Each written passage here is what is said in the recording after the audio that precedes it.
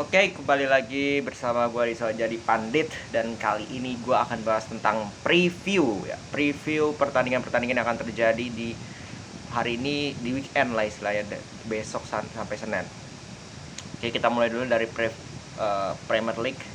Itu ada nanti malam Leicester melawan Leeds ya.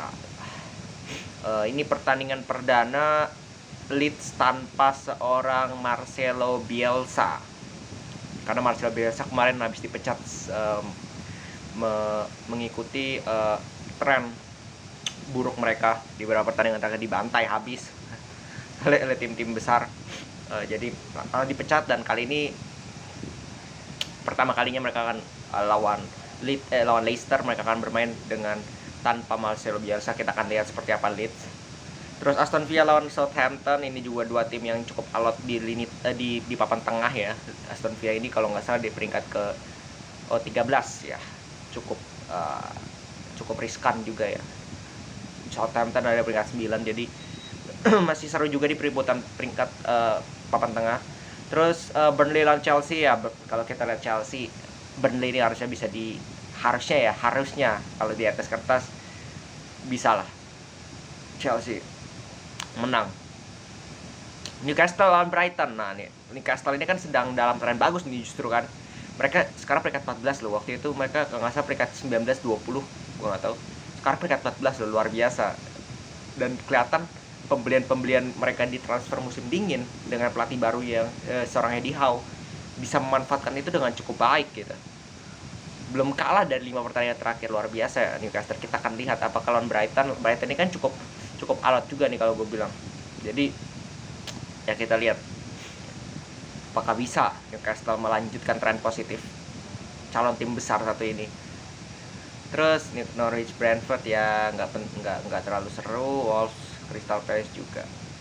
Terus kita ke besoknya Premier League itu ada Liverpool lawan West Ham main dini hari nanti. Ya, Liverpool kita tahu kemarin pada saat di Carabao menampilkan pertandingan yang luar biasa melawan Chelsea. Begitu juga dengan Chelsea, luar biasa mereka menunjukkan kelasnya, permainan yang begitu seru. Dan lawan West Ham is not an easy team. Dia bukan tim papan bawah, bukan tim papan tengah. Mereka tim peringkat 5 loh. Dan sesekali mungkin bisa merepotkan, tapi menurut gua dimakan lah ini match oleh Liverpool. Menang tipis it's okay menurut gua. Yang penting mereka menang dulu nih untuk konsisten, karena City. Nah, ini yang gua bahas. City akan lawan United. Peringkat 1 lawan United. Nah, kita tahu semua ini, kalau menurut gua mungkin fans MU sendiri agak pesimis melihat laga ini ya, melihat ya kalau lihat City yang begitu superior, begitu sangat sulit untuk dikalahkan, itu sangat sulit City. Jadi kalau melihat ini ya, main di Etihad loh ini. Kemarin main di Old Trafford kalau nggak salah, itu kalah 2-0. Dan pada saat itu MU sama sekali tidak melawan, sama sekali, benar-benar nggak ada shoot, nggak ada apa kalau nggak salah ya. Nggak ada peluang berbahaya. Jadi apalagi main di Etihad ya, kita lihat aja Rangnick apakah mampu, apakah tetap sama dengan strateginya Ole, parkir bus sampai habis, atau kita lihat gimana. Ini menarik juga untuk ditunggu pertandingan ini seperti apa nanti akan berjalannya. Kalau gue sih prediksi gue tetap unggulkan City ya, walaupun ya dengan segala respect ya terhadap United, tapi melihat track record mungkin 60-40 bahkan gue bisa tapi ya kita anything can happen kan. Bisa jadi MU main bertahan, De Gea lagi on fire seperti biasanya, ngelakuin 10 save, bisa aja City nggak bisa nyetak gol ya. Dan akhirnya MU dapat satu counter kayak lawan Chelsea, mereka seri 1-1, dapat satu counter yang blunder, mereka bisa dapat 1 poin, bisa aja. Terus udah itu dari IPL. Terus kita ke La Liga ada Madrid kalau nggak salah, Madrid lawan Sociedad nanti malam juga. Ya kemarin itu Sevilla itu imbang loh lawan Alaves, dan sementara itu bedanya bedanya itu 5 poin, dengan Madrid punya tabungan 1 pertandingan. Artinya kalau Madrid menang, selisihnya akan 8 poin dengan Sevilla, dan Madrid harus menang, harus sekali kalau menurut gua. Karena pertandingan-pertandingan seperti ini lawan Real Sociedad, salah satu juga tim yang cukup merepotkan biasanya untuk Madrid ya. Biasanya Madrid tanpa Toni Kroos pasti, tanpa Valverde juga kena Covid kalau nggak salah Valverde.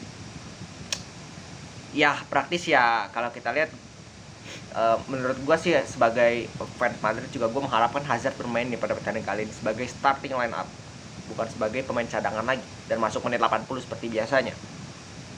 Mereka kan di tengah ini nggak ada Toni Kroos, nggak ada Valverde, nggak ada. Oke, lu bisa berikan kepada Hazard peran sebagai playmaker, jadi Modric dengan Casemiro di belakang, main 4-2-3-1, Hazard sebagai playmaker, di depan Vinicius, Asensio, Benzema. Menurut gue itu boleh dicoba oleh Ancelotti kalau dia nggak kumat ya seperti biasa. Dan menurut gue keras kepala juga Ancelotti ini juga, kayak ya dia tuh kayak apa ya menurut gue ya, kayak keras kepala dengan ilmu yang dia punya, sehingga orang lain itu ya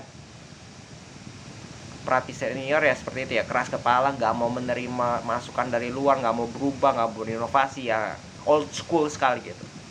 Kita lihat aja nanti Madrid kalau sampai kehilangan poin lagi ya, gua nggak tahu deh.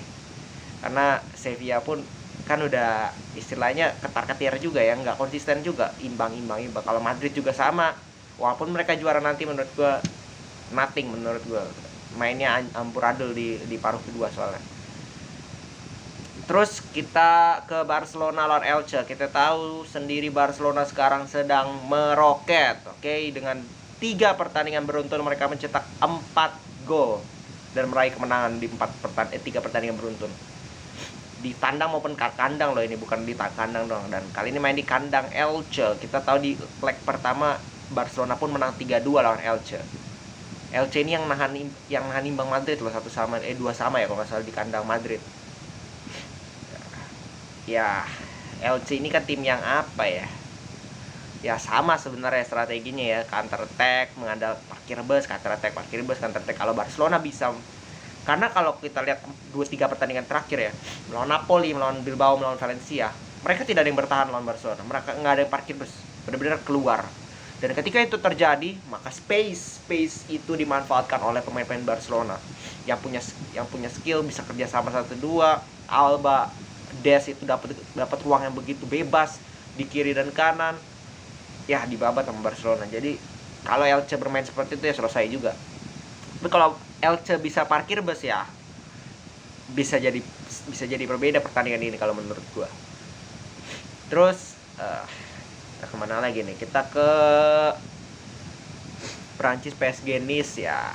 PSG ini lawan Nice ini nggak terlalu bagus ya menurut gue musim ini. Mereka ada di peringkat 3 memang, tapi bedanya dengan Paris Saint-Germain di peringkat 1 yaitu 16 poin clear.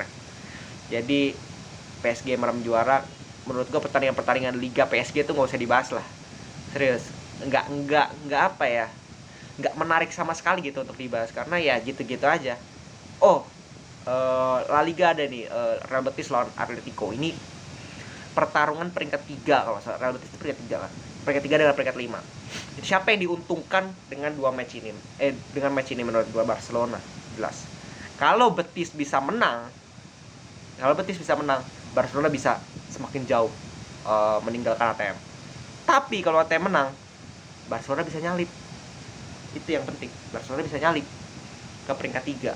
Nah, kita lihat aja gimana ini, karena ini kalau match-match seperti ini di mana ada peringkat 3, peringkat 5 bertemu, maka yang diuntungkan ya peringkat 4 atau peringkat 2-nya gitu. Yang secara berdekatan, berketergantungan gitu. Dan ATM gitu lagi terseok-seok. Real Betis di La Liga nggak terlalu bagus sebenarnya juga, tapi di Europa League kan mereka lolos.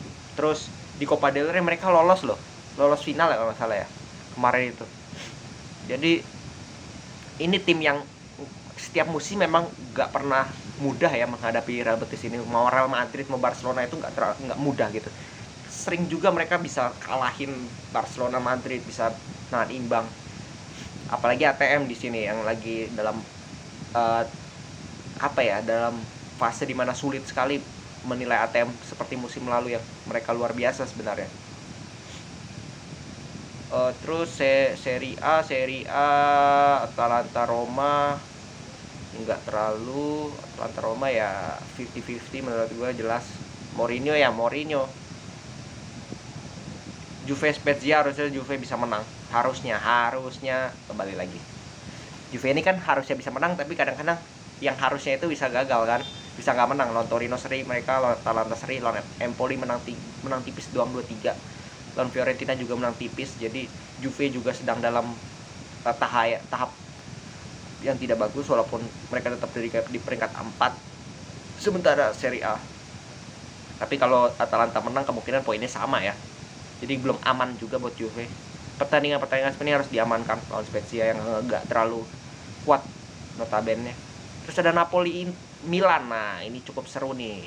Napoli kemarin habis dibantai Barcelona, apakah mereka bisa keep up, bounce back kembali? Mereka peringkat 2. Nah, ini seru nih. Mereka peringkat 2-3. Poinnya sama persis, matchnya sama. Jadi pertandingan ini benar-benar menentukan. Siapa yang kalah, mereka akan di atas yang kalah. Siapa yang menang, mereka akan di atas yang kalah secara peringkat, dan clear bedanya 3 poin nantinya. Nah, ini menarik. Menurut gue ini hidup mati ini buat kedua. Dan kalau bermain di Napoli ya menurutku Napoli yang akan keluar ya, seperti pada saat melawan Barcelona. Kita lihat Milan apakah mampu memanfaatkan space seperti yang Barcelona bisa lakukan. Kalau mereka bisa memanfaatkan itu, selesai nih Napoli. Oke, segitu dulu preview dari gua. Kita nonton nanti pertandingannya. Kita akan buat review besok kalau seru pertandingannya. Oke, segitu dulu. Salam sepak bola.